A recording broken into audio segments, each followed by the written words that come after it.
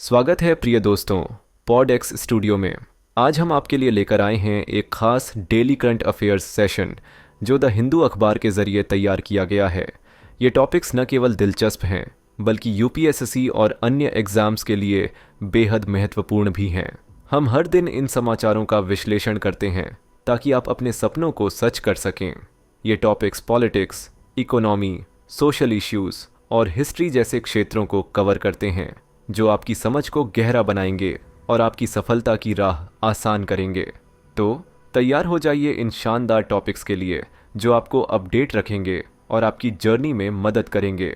चलिए शुरू करते हैं। पहला टॉपिक है 1. माउंट डुकोनो इंडोनेशिया में फटता है। ओवरव्यू।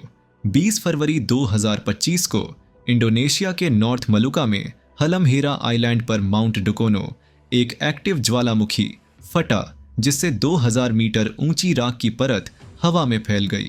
यह ज्वालामुखी 1933 से लगातार एक्टिव है, जो इंडोनेशिया के सबसे लगातार ज्वालामुखी खतरे में से एक है।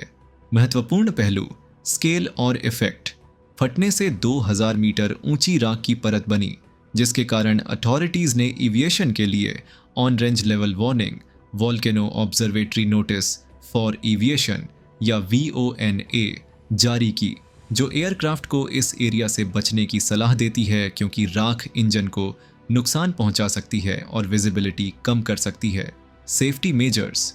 Volcanology and geological disaster mitigation centre PVMBG ने अलर्ट लेवल बढ़ाया और निवासियों से मालुपंग वॉरिरंग क्रेटर से कम 4 किलोमीटर दूर रहने और राख ना सांस में लेने के लिए फेस मास्क पहनने को कहा। स्थानीय कम्युनिटीज को स्वास्थ्य, एग्रीकल्चर और इंफ्रास्ट्रक्चर में राख से खतरा है। Historical context. डुकोनो का फटने का इतिहास रहा है जैसे 1550, 1878 और 1901 में, और हाल के समय में दिसंबर 2024 में जब राख की परत 1200 मीटर तक पहुंची थी। ज्वालामुखी की लगातार एक्टिविटी नॉर्थ हलमहेरा में एविएशन और स्थानीय लाइवलीहुड को डिस्टर्ब करती है। महत्व। यह फटना इंडोनेशिया के ज्वालामुखी जोखिम को हाईलाइट करता है क्योंकि यह पैसिफिक रिंग ऑफ फायर पर है और यह लगातार मॉनिटरिंग और डिजास्टर प्रिपेयर्डनेस की ज़रूरत को दर्शाता है ताकि निवासियों और इंटरनेशनल एयर ट्रैवल को सुरक्षित रखा जा सके। ब्राज़ील OPEC+ में शामिल होता है। ओवरव्यू। ब्राज़ील हाल ही में OPEC+ में एक ऑब्जर्वर के रूप में शामिल हुआ है, जो ग्लोबल एनर्जी डायनामिक्स में एक बड़ा बदलाव है। OPEC+ तेल उत्पादक देशों का एक कॉलिशन है जिसमें OPEC मेंबर्स और रूस जैसे एलाइज शामिल हैं, जो प्रोडक्शन को कोऑर्डिनेट करके ऑयल प्राइस को स्टेबल रखते हैं। महत्वपूर्ण पहलू, स्ट्रेटेजिक अलाइनमेंट। ब्राज़ील का OPEC+ में ऑब्जर्वर के रूप में प्रवेश इस गठबंधन के ग्लोबल ऑयल मार्केट पर प्रभाव को मजबूत करता है। ब्राज़ील के बढ़ते ऑनशोर ऑयल प्रोडक्शन विशेष रूप से अटलांटिक ओशन में प्री सॉल्ट रिजर्व्स का फ़ायदा उठाता है। Economic implications. यह कदम ऑयल प्राइस को स्टेबल कर सकता है, लेकिन ऑयल इंपोर्टिंग कंट्रीज़ के लिए चिंता बढ़ा सकता है क्योंकि ब्राज़ील का अलाइनमेंट सप्लाई कंट्रोल्स को टाइट कर सकता है। यह ब्राज़ील की एनर्जी पॉलिसी में बदलाव भी दर्शाता है, जो शायद रिन्यूएबल एनर्जी के लक्ष्यों पर ऑयल एक्सपोर्ट्स को प्राथमिकता दे सकता है। Geopolitical shift. OPEC+ में शामिल होना ब्राज़ील को सऊदी अरब और रूस जैसे देशों के करीब लाता है, जो उसके US जैसे ट्रेडिशनल पार्टनर्स के साथ रिलेशंस और लैटिन अमेरिका में एनर्जी डिप्लोमेसी को प्रभावित कर सकता है। महत्व। यह विकास ग्लोबल एनर्जी मार्केट्स के लिए महत्वपूर्ण है, जिसका ऑयल प्राइस और इंडिया के एनर्जी इंपोर्ट कॉस्ट्स पर संभावित प्रभाव पड़ सकता है क्योंकि इंडिया ऑयल इंपोर्ट्स पर निर्भर है। 3. India US compact initiative. Overview. India US compact initiative शायद टेक्नोलॉजी, डिफेंस, ट्रेड या क्लाइमेट एक्शन जैसे क्षेत्रों में सहयोग बढ़ाने के लिए एक द्विपक्षीय समझौता है, जो दोनों देशों के बढ़ते स्ट्रेटेजिक पार्टनरशिप को दर्शाता है। महत्वपूर्ण पहलू, संभावित फोकस एरियाज। यह इनिशिएटिव क्रिटिकल टेक्नोलॉजीज जैसे सेमीकंडक्टर्स, AI पर, डिफेंस जैसे joint military exercises, equipment sharing पर, या इकोनॉमिक टाइज जैसे ट्रेड एग्रीमेंट्स, रिन्यूएबल एनर्जी में इन्वेस्टमेंट पर सहयोग कर सकता है। स्ट्रेटेजिक इंपॉर्टेंस, यह पार्टनरशिप इंडिया की इंडो पैसिफिक में पोजीशन को मजबूत करती है, चीन के क्षेत्रीय प्रभाव का काउंटर करती है और यूएस की एशिया में स्ट्रेटेजिक पिवट के साथ अलाइन होती है, जिससे दोनों की सिक्योरिटी और इकोनॉमिक टाइज बढ़ती हैं।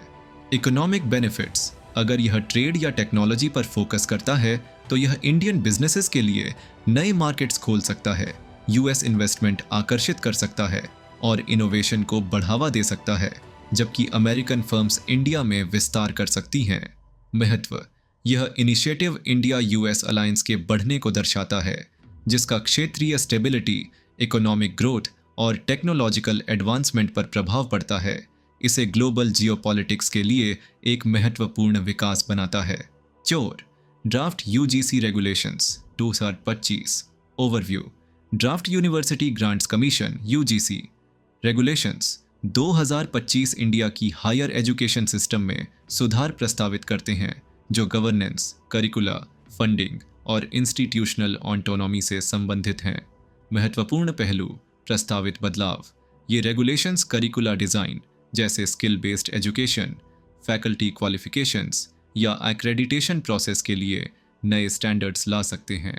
ये फंडिंग मॉडल्स, डिजिटल लर्निंग और यूनिवर्सिटी ऑटोनॉमी को भी संबोधित कर सकते हैं।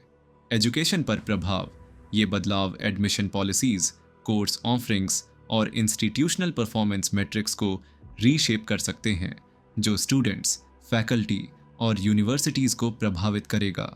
पॉलिसी डिबेट, एक मुख्य फोकस यूजीसी ओवरसाइट और टॉप इंस्टीट्यूशंस के लिए अधिक ऑटोनॉमी के बीच संतुलन बनाना हो सकता है, जबकि पूरे देश में क्वालिटी और इक्विटी सुनिश्चित की जाती है। महत्व, ये रेगुलेशंस इंडिया की एजुकेशन सिस्टम के लिए महत्वपूर्ण हैं, जो वर्कफोर्स डेवलपमेंट, इनोवेशन और सोशल इक्विटी को प्रभावित करते हैं और हायर एजुकेशन में लंबे समय से चली आ रही चुनौतियों को संबोधित करते हैं। तो बस आज के लिए इतना ही। उम्मीद है आपको यह वीडियो इन्फॉर्मेटिव लगी। अगर आपको हमारा कंटेंट पसंद आया तो लाइक कीजिए, कमेंट करके बताइए कि आपको क्या सबसे ज़्यादा इंटरेस्टिंग लगा और सब्सक्राइब करना न भूलें पॉडेक्स स्टूडियो को, ताकि आपको हर नया अपडेट सबसे पहले मिले। मिलते हैं अगली वीडियो में एक और नए और इंटरेस्टिंग टॉपिक के साथ। Stay informed and stay tuned. See you in the next video.